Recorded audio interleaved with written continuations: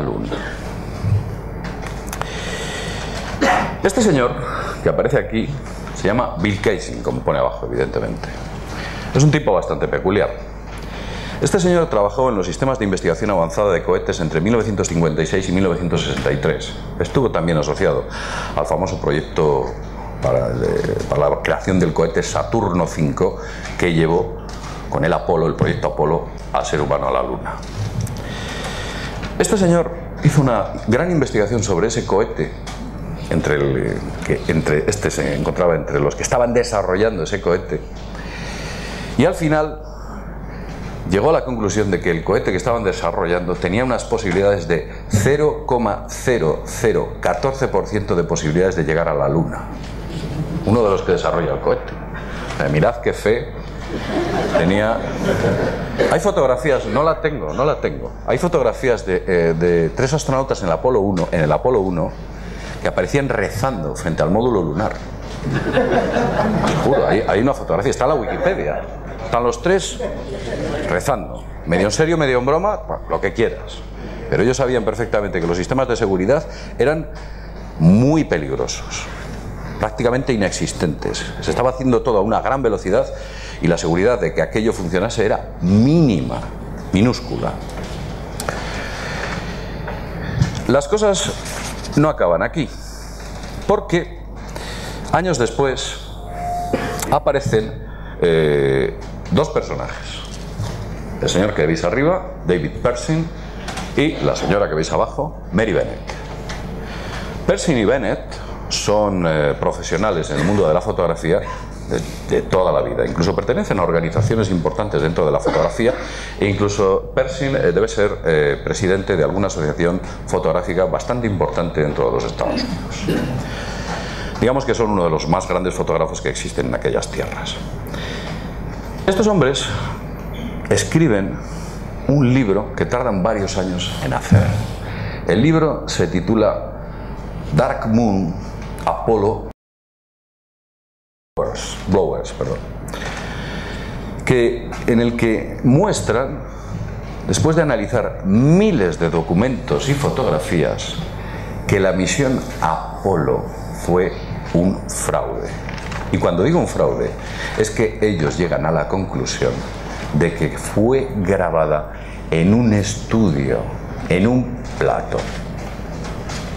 No se pudo hacer aquella misión. Y las fotografías y los documentos que mostraron estos 2 señores en ese libro, en ese grueso libro, carísimo por cierto y difícil de conseguir a fecha de hoy, estoy intentando conseguir un original, pues en ese grueso libro muestran pruebas claras y evidentes, muestran pruebas claras y evidentes de que no se pudo llegar a la Luna, y de lo que allí había era un montaje fotográfico. El Apolo 11 nunca llegó a la Luna, todo fue una grabación en un plató. Vamos a empezar a mostraros una batería de pruebas lo suficientemente eficientes, unas científicas y otras circunstanciales, que van a demostrar que efectivamente nunca llegamos a la Luna. Vamos a ello. Vamos para adelante. Bien, un momento. Aquí está. Los astronautas que viajaron en el Apolo 11, Apolo 12, Apolo 13, que no llegó a la Luna, 14, etc., llevaban una cámara fotográfica y de filmación que estáis viendo aquí. Esta, la Hasselblad. Es una compañía bastante eficiente que se dedicaba a hacer cámaras resistentes en condiciones muy complicadas. Por supuesto, no solo era importante que la cámara fuera resistente, sino que la película fue hecha por Kodak, el carrete, también lo fuera. Eso era fundamental. Pero hay una cosa muy curiosa. Esa película, ese carrete que estáis viendo aquí, tuvo que soportar temperaturas al sol ni más ni menos de 93 grados y a la sombra de menos 118. Ya me contaréis como qué celuloide utilizó Kodak para que aguantase 200 grados de variación de temperatura. Y diréis, bueno, pues es que investigaron mucho. Se pusieron ahí todos los de Kodak y decidieron hacer un fantástico celuloide. Pues debía ser muy bueno porque Kodak nunca llegó a comercializar este tipo de celuloide. Nunca lo llegó a comercializar. En condiciones extremas tenían que solicitar o utilizaban otro tipo de celuloides. Solamente fue creado para esa misión y ellos jamás lo volvieron a reutilizar. La pregunta es, quizás ese carrete de fotos nunca podía haber grabado en aquellas condiciones y como no podía haberlo hecho, no podían comercializar un producto incapaz de hacer una proeza que jamás sucedió. Tal vez esa sea la respuesta. Porque es que la propia cámara Hasselblad tenía que soportar, por supuesto, los rayos cósmicos y tenía que soportar también esas temperaturas. Ya me diréis, entre otras cosas, cómo es posible que esa cámara que estáis viendo ahí pudiera grabar con esas características tan extremas en las que se encontraban. Pero la historia no acaba aquí. Esto parece ser mucho más complejo, porque esta maravillosa cámara estaba grabando no solo en unas condiciones imposibles, sino que estaba grabando cosas imposibles. Y me explico.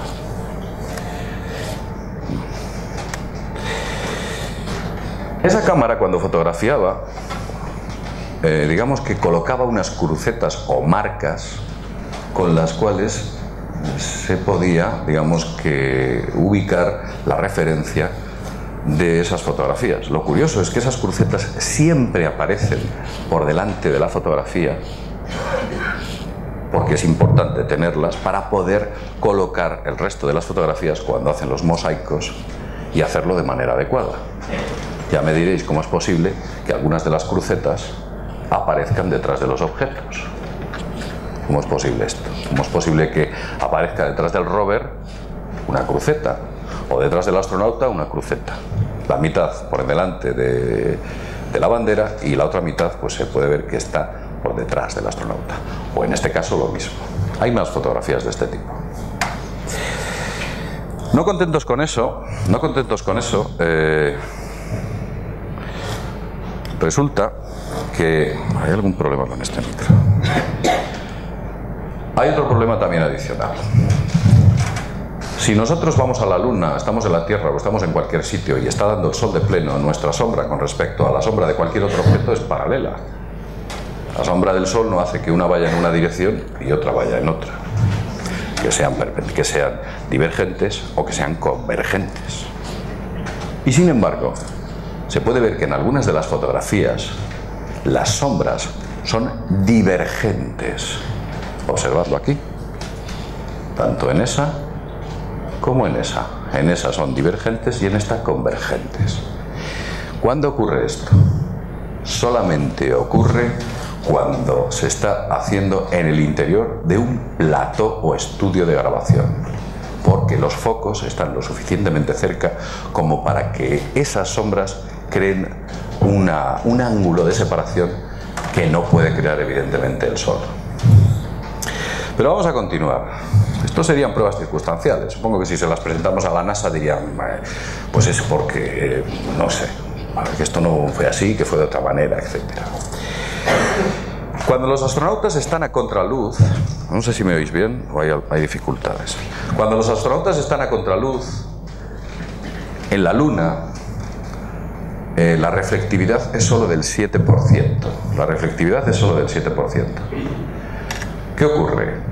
Que siempre que se fotografían las sombras son negras como el carbón. Negras, absolutamente. No es como en la Tierra, que existe una sombra, una penumbra, hay una especie de zona gris. En la Luna no. Porque la dispersión atmosférica no existe. Sencillamente porque no hay atmósfera. Y lo que ocurre es que en estas fotografías tomadas a contraluz se puede leer en una de ellas incluso United States. O sea, solo le faltan las luces de neón. Ya me diréis, incluso con nuestras cámaras actuales, si intentáis tirar una fotografía con ese contraluz, no sale. Y os digo que la cámara Hasselblad no llevaba flash. Estas fotos son tiradas directamente a contraluz. Esa fotografía del astronauta también está a contraluz. y se le puede ver perfectamente. Se le ve perfectamente los colores de la bandera. Cuando el astronauta está bajando aquí de la escalinata, en una zona de sombra, se le ve claramente la bandera, los colores del traje, etc.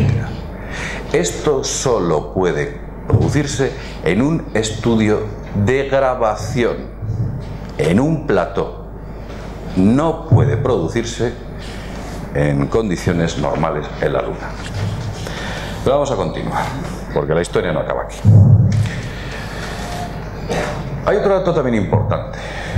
Si tú tienes un hermano, un amigo, un compañero o lo que sea que es igual de alto que tú y te pones al sol en una posición o en una superficie plana, las sombras serán de la misma longitud.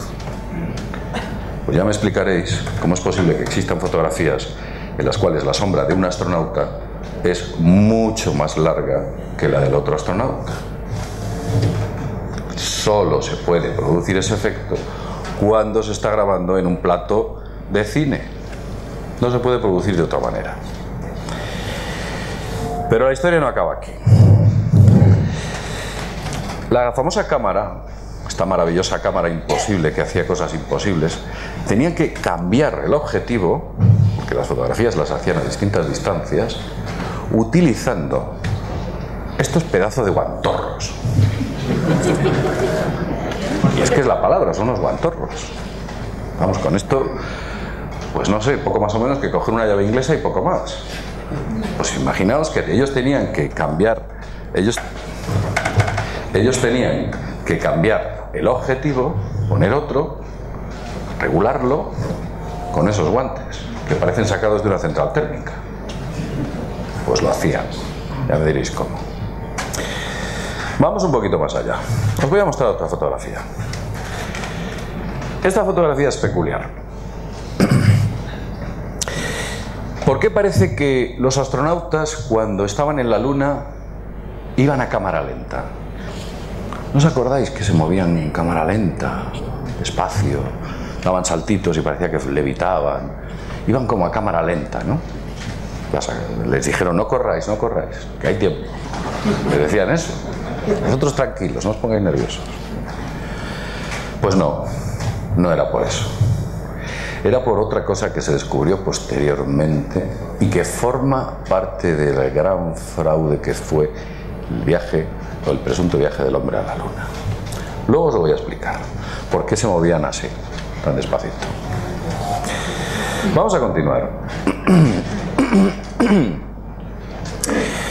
El módulo lunar, este es el famoso Eagle, el módulo lunar lleva en la parte inferior un reactor. Ese reactor tiene un empuje. Ese reactor tiene un empuje de 4.500 kilogramos y genera una temperatura de 2.760 grados centígrados. Os diré que, por ejemplo, en el monte Etna, es que no hay forma con esto. Un momento, voy a intentar quitarme esto.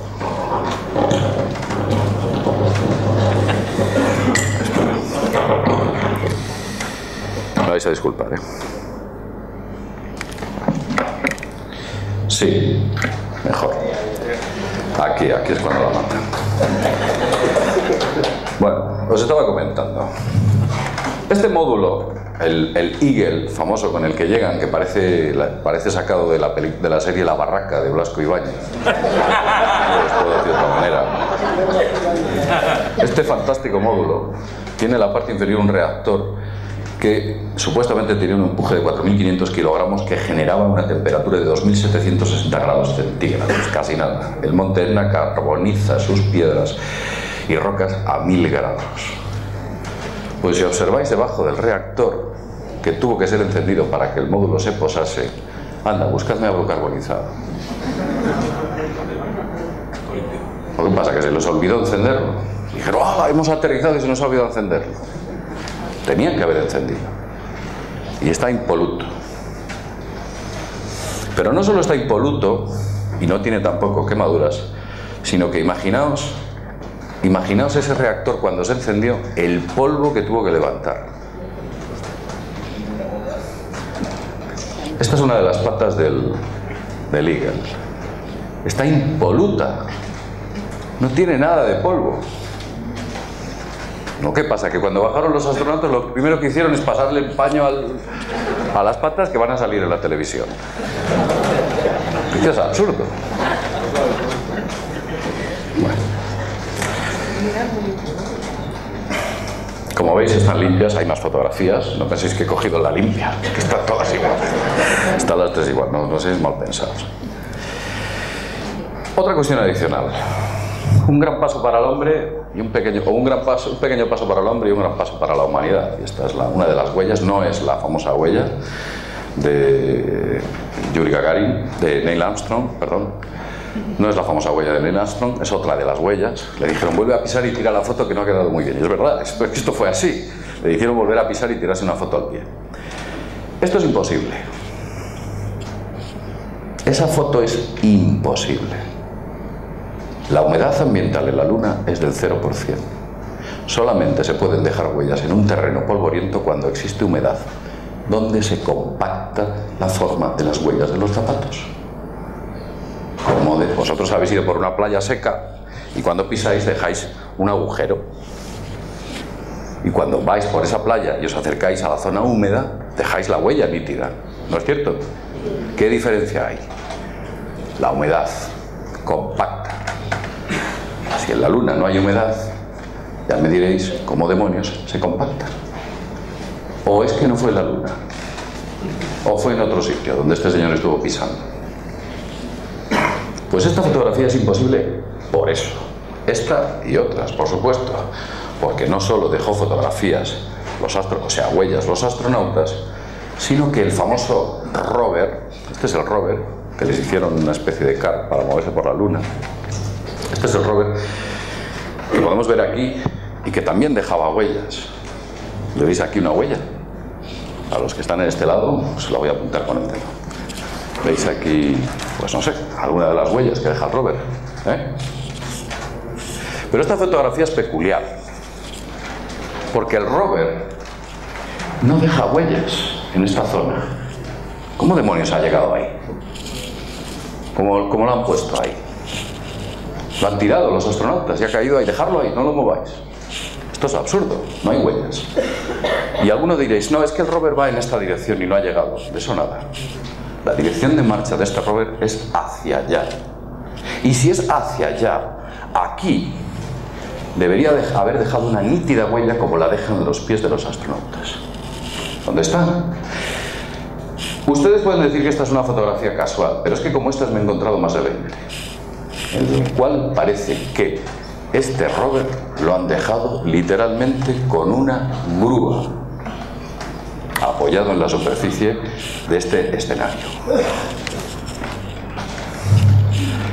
Lo del rover es mucho más gracioso, porque es que este aparato da mucho juego. Hay escenas de los astronautas grabándose cuando van en el rover. El rover da unos botes tremendos, unos botes espantosos, los que casi los tiran. Esta antena parabólica que lleva tiene que apuntar con una enorme precisión a la Tierra. ¿Lo habéis visto vosotros? ¿Os acordáis de Canal Satélite Digital, vía digital? Y como hiciese viento se iba la señal porque se movía un poquito vuestra antena. No sé si os acordáis. Pues esta antena bailaba constantemente. Y la emisión era fantástica. Año 1969. En el siglo XXI nuestras antenas son malísimas porque cuando hay un poquito de aire se va la señal. Pero esta antena es fantástica. También la han debido patentar y han dicho guardarla en un cajón y no la saquéis. Pero vamos a continuar. Vamos a continuar porque existen muchas cosas y estamos mostrando pruebas circunstanciales. Estas fotografías son de 3 distintas visiones. Pasa que todos aterrizan en el mismo sitio. Pues las colinas son las mismas. Que se equivocan y dicen, no, otra vez aquí. No, bueno, fíjate que hay sitios en la Luna y nos vamos a poner en el mismo lado todos. Estos son los mismos escenarios. Le han pasado un rastrillo a aquel para que quede más limpio. No lo sé, es el mismo escenario. Es lo mismo. Es exactamente lo mismo. Vamos con otra. Esta fotografía. muy bonita, se ve la Tierra de fondo, con sus nubecitas, se ve la superficie lunar, pero ¿dónde están las estrellas? A ver si no las han puesto. Han dicho, vaya, le hemos tirado la foto cuando han recogido las estrellas. O sea, es que es una cosa como de risa. La cámara fotográfica tenía la suficiente capacidad de haber recogido estrellas o planetas. Y sin embargo, en ninguna fotografía que NASA muestra aparece ninguna estrella. ¿Por qué? Porque cualquier astrónomo hubiera sabido la hora y el momento en el cual esas fotografías se hubieran efectuado, y era muy difícil simular dentro de un plató el movimiento ecuatorial de las estrellas. Y dijeron, las borramos. ¿Sabéis cómo funciona esto? Tenemos un problema, no te preocupes, se borra y ya está. Y si preguntan, pues ya se nos ocurrirá algo. Funciona así. Vamos a continuar.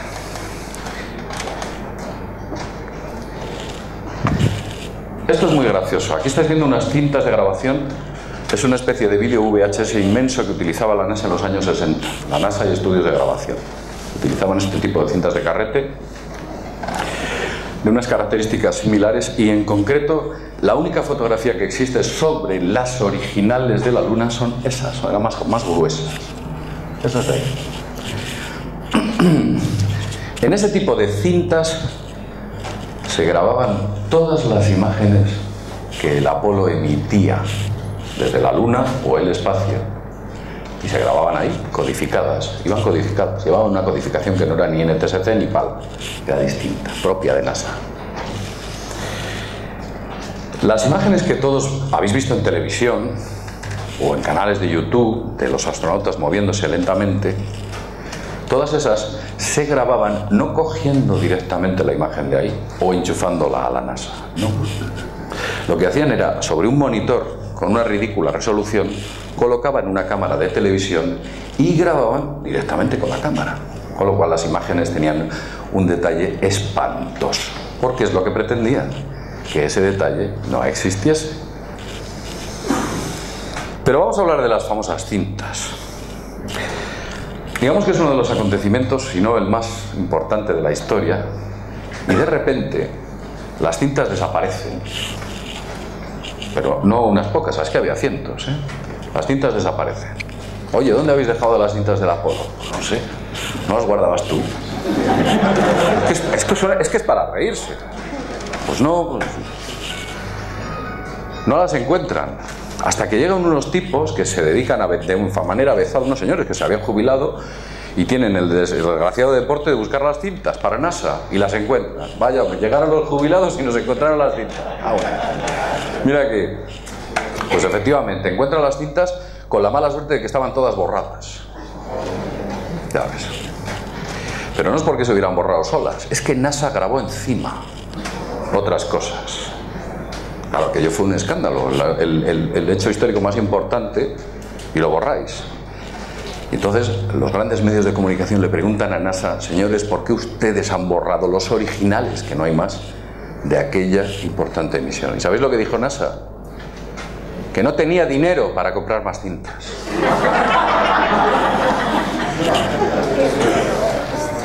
Es que, pues casualmente se nos acabó el dinero y tuvimos que utilizar las otras. Vamos, por favor. Podrán decir muchas cosas.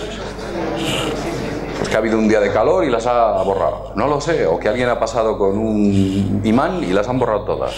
Pero que no tenían dinero y las han utilizado para ser reutilizados, que eso es absurdo. Y además se cargaron las de todas las misiones Apolo, las misiones Mercury y las misiones Géminis. Se cargaron todo. ¿Por qué alguien haría eso? ¿Por qué el disco duro del Partido Popular fue formateado 35 veces, rayado con una lija, desmontado y destruido con un martillo? Esto, os lo juro, ¿eh?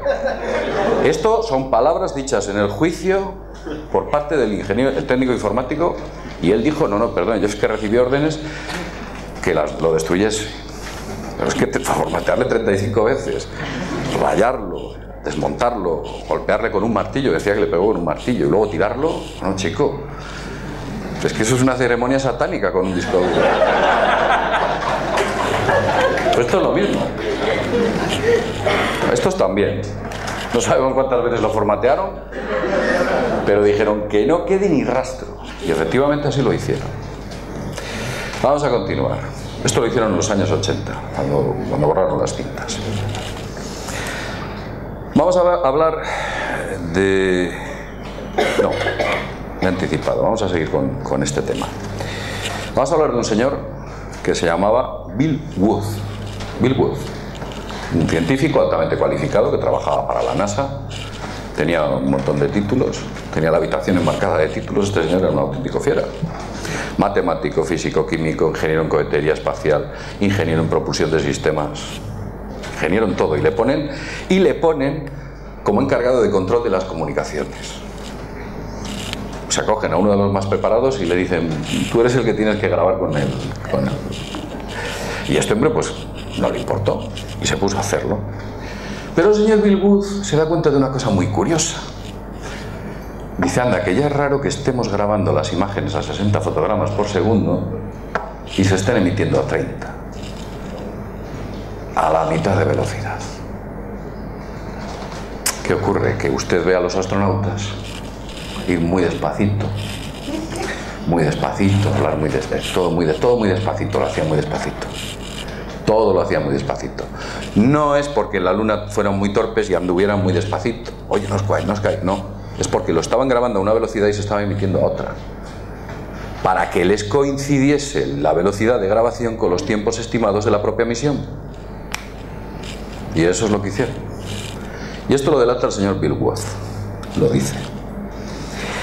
Y entre otras cosas, aparte de conseguir esos tiempos óptimos, ellos consiguen un efecto fantástico, que es la simulación de la baja gravedad, que solamente se puede hacer cuando tú das un salto y parece que en vez de durar ese salto medio segundo, dura 1 segundo y medio. Pues esto es lo mismo. Es así como lo hicieron. Todo estaba calculado.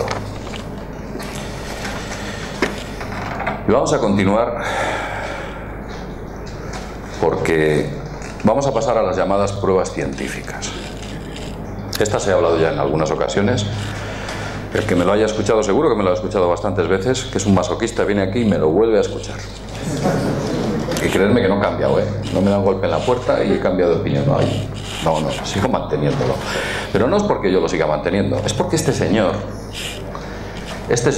cuyo nombre es James Van Allen, que tiene cara de buena persona y por cierto creo que lo era aquel, se le ocurre, antes de que empezara a mandar misiones al espacio tipo Mercury, Géminis y Apolo, se le ocurre montar en un cohete llamado Explorer 1 un contador Geiger. El ingeniero dice: bueno, vamos a poner un contador Geiger para ver qué tipo de radioactividad hay alrededor de la Tierra. A lo mejor no hay radioactividad y es fantástico.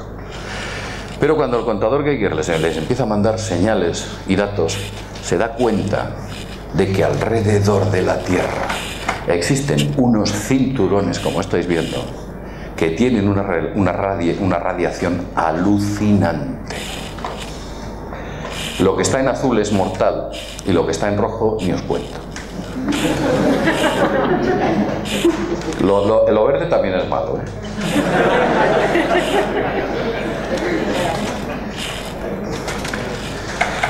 Bueno, se me ha olvidado, mira, pero bueno, lo tengo en un link en Mundo Desconocido. Este señor publica un informe, y la revista Scientific American le publica el artículo con el informe, en el cual demuestra que nada biológicamente vivo puede atravesar esos cinturones. Lo freiría literalmente, lo mataría. Sería como que te metieras en un reactor nuclear abierto o te acercaras a un reactor nuclear abierto en la zona roja. Es imposible, te fríe literalmente.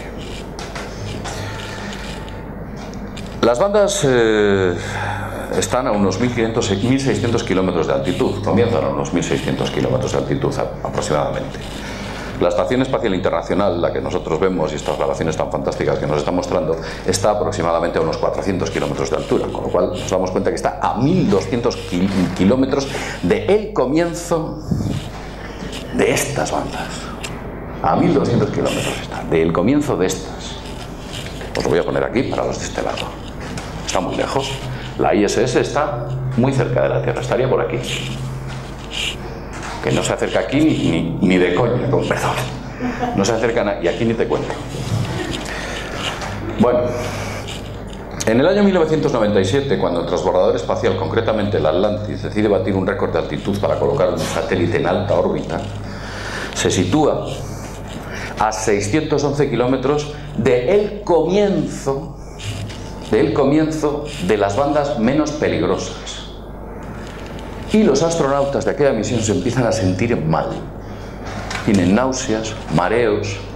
Ellos decían que cuando cerraban los ojos veían como estrellas, como chispas que cruzaban. Con los ojos cerrados veían como chispas.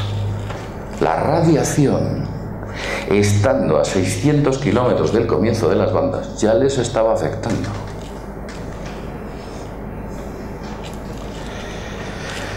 Bueno, pues ahora me vais a explicar cómo puede estar 40 horas seguidas con las famosas misiones Apolo, 40 horas por misión dentro de esas bandas, atravesándolas enteras y con una protección de aluminio de unos pocos milímetros. Y sin problema, ¿eh? Hay imágenes que les veis a los astronautas fantásticos de salud, nada, no notaron nada. Ya me podéis explicar cómo atravesaron esas bandas. ¿Sabéis qué hace falta para poder atravesar esas bandas con seguridad dentro de una nave? 1,5 metros de plomo. Porque el plomo, debido a su densidad y sus características especiales, frena la radiación. 1,5 metros de plomo. Nunca hubieran podido despegar. Las bandas de Van Allen, como ya he dicho antes, están divididas en 3 grupos. Ahora recientemente han encontrado otras que parecen que son estacionales. O sea, en vez de 3 hay 4. Todavía me lo pones peor. Las bandas centrales son las peores de todas, las que veis ahí, las grandes, esas son literalmente infranqueables, eso no se puede atravesar. La radiación, como ya he dicho antes, sería similar a la exposición directa a la boca de un reactor abierto, reactor nuclear. Pues ya les digo, a mí que me expliquen cómo pudieron permanecer 20 horas a la ida, 20 horas a la vuelta, todas las misiones Apolo. No lo sé. Pero vamos a continuar. Vamos a continuar. Vamos a pasar a la siguiente imagen. Este joven muchacho que veis allí es uno de los últimos ingenieros que ha adquirido NASA. Se llama Kelly Smith. En el 2014, Kelly Smith hace unas declaraciones en un vídeo de NASA. NASA tiene su canal de YouTube, como yo tengo el mío y muchos de vosotros tendréis el vuestro. Bueno, pues NASA cuelga un vídeo en el cual sale este señor diciendo lo siguiente. Este señor. El Orión es el que va a sustituir, el proyecto Orión es el que va a sustituir a los transbordadores, que ya los han retirado. Ya son viejos, obsoletos y han decidido cambiarlos por la tecnología Orión. Y Kelly Smith hace unas declaraciones en ese vídeo que dice textualmente lo siguiente. Los cinturones de Van Allen tienen una peligrosa radiación y la NASA debe resolver primero este reto antes de enviar personas a esa región del espacio. Yo creo que luego le cogió la NASA y le dijo, ven aquí, muchacho. Aquí tú. Lo dijo, está, ¿eh? ¿Lo podéis ver? Lo dice, ¿eh? Él dice que no se puede atravesar. Y además, fijaos qué curioso. Este que veis arriba, para los que estáis en este lado, este módulo que veis arriba es el Orión, el que va a sustituir a los transbordadores. Y el de abajo es el del Apolo 11. Pues anda, que sí que ha avanzado la técnica.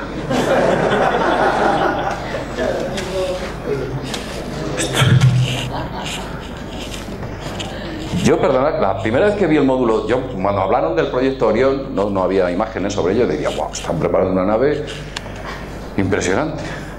Y cuando veo que están utilizando la misma tecnología que utilizaban los Apolo. Yo, pero chico, pues anda, que sí que han avanzado. Vamos a continuar. Perdonad si hago mucha demagogia, es que me puede. Es que me puede, no lo puedo evitar. Bueno, pues eso dice el proyecto Orión. Concretamente, el profesor Van Halen, en aquel artículo que se publica en la Science Americano, dice lo siguiente: nuestras mediciones muestran que el nivel de radiación máximo es de 10 y 100 Röntgen. Los REM, los famosos REM. Es una medición de radiación por hora. Un ser humano expuesto durante 2 días incluso a 10 Röntgen, o sea, una décima parte de lo que estuvieron expuestos, solo tendría un 50% de posibilidades de sobrevivir. Los cinturones de radiación evidentemente presentan un obstáculo para el vuelo espacial más allá de la órbita terrestre. Esto se dice antes de que se envíen las misiones Apolo, por el que descubre todo aquello. Con lo cual eran sabedores de que no se pueden cruzar. Yo no sé cómo vamos de tiempo. Bueno, quiero hablaros como homenaje de este señor. Esto no me lo habréis oído nunca. Este señor. Solo hay esta triste fotografía de este señor. Thomas Ronald Byron. Este señor fue un inspector de control de calidad y seguridad para la aviación norteamericana, el NAA. Era y trabajó para el principal contratista para construir el módulo Apolo Comando en el año 1967. Este señor. Este hombre, cuando revisa las normativas de seguridad y ve aquel módulo, la casa, la cabaña esta de... Este hombre se echa las manos a la cabeza. Dice, ¿pero dónde van a enviar ustedes esto? Y escribe un informe de 500 hojas con los fallos de seguridad que había detectado. Pero claro, como es muy grueso, dice, le llaman a una comisión, NASA le llama, le dice, oye, Tomás, ven aquí, cuéntanos qué has descubierto. Y dice, no voy a llevar el informe y hago un resumen de 53 hojas, en el cual pues en la comisión se lo explico. Este hombre se va a NASA y ahí en Houston les dicen, pues mira, que esto no vuela ni... Vuela mejor los diseños de Da Vinci que esto. No llega allí. Claro, la NASA se echa las manos a la cabeza, pero ocurre una cosa interesante y desgraciada para él. Cuando vuelve, aquel día, iba en su coche y al cruzar por un paso a nivel, el tren lo barre y lo destruye y lo mata y desaparece el informe. A él, su mujer y su hija, todos muertos. El informe de 500 hojas jamás ve la luz. Y del de 53 hojas, yo estoy por verlo. Existe, ¿eh? Pero nadie sabe dónde anda. Thomas Ronald Byron. Muchos de vosotros me preguntaréis, es un pequeño homenaje a esta gente desconocida del que nunca se sabrá y aquellos formaron parte de aquel problema. Y yo no estoy diciendo que NASA le haya matado, ¿me habéis oído decirlo? No. Pero bueno, que cada uno... No lo he dicho. ¿Cómo voy a decir eso? Es absurdo, ¿no? El señor pues se pone a cruzar era inspector de seguridad y se pone a cruzar un paso a nivel. Es que eres bombero y te pones a echarte gasolina encima, ¿no? Pues no. Pues este señor hizo eso. Bueno. Stanley Kubrick dicen que fue la única persona capaz de producir y dirigir, así como filmar, la llegada del hombre a la luna. El caso es que hay vídeos muy antiguos de Stanley Kubrick en el cual Stanley Kubrick, medio en serio, medio en broma, dice, oh, sí, fui yo. Y en otros en los cuales dice, no fui yo. Pero hay un dato curioso. Stanley Kubrick era piloto y viajaba en su avión entre Estados Unidos e Inglaterra habitualmente. Él cogía su avión y viajaba. Pero a raíz de que el hombre llega a la luna, ya no vuelve a coger su avión y decide hacer el viaje a Estados Unidos-Inglaterra en barco, siempre. Ya lo sabría, ¿no? O es que de repente dice, joder, he cogido una fobia a volar, ya no vuelvo a coger un avión, me voy en barco y no me pongo a remar de milagro. Es que es absurdo, por algo lo haría, causa-efecto. ¿O todas estas cosas que hemos estado contando forman parte de la imaginación? Yo creo que no. Vemos pruebas de un tipo, pruebas de otro, de todo tipo, en el que parece demostrar, y cada vez que salen pruebas nuevas, esto es Stanley Kubrick, y cada vez que salen pruebas nuevas, apuntalan más la idea de que no llegamos a la Luna. No tengo la foto, pero es que los chinos han llegado hace 2 años con la Chang'e 3, y cuando ellos fotografían la Luna es de color pardo y marrón. Pero cuando veis las fotos del Apolo, la Luna parece que la han hecho con yeso. A ver si se equivocaron los chinos y dijeron, ¡ay! En vez de la Luna la hemos enviado a otro sitio. Mira, hombre. No, exacto, a Cuenca. No hemos enviado allí y no nos hemos dado cuenta. Es absurdo, es que es absurdo. Que además es que se da la circunstancia que la Chang'e aterriza en una zona muy cercana a una de las misiones de Apolo. ¿O qué pasa? Que cambió la Luna de color de los años 60 al 2013. No tiene sentido. De alguna manera trato de decir que nada es lo que parece, que muchas de las grandes mentiras que nos han contado son asimiladas por las sociedades, sencillamente por el origen o la fuente que nos las cuenta. Cuanto más importante es aquella persona o organización que te cuenta una mentira, más cala dentro de ti y más difícil es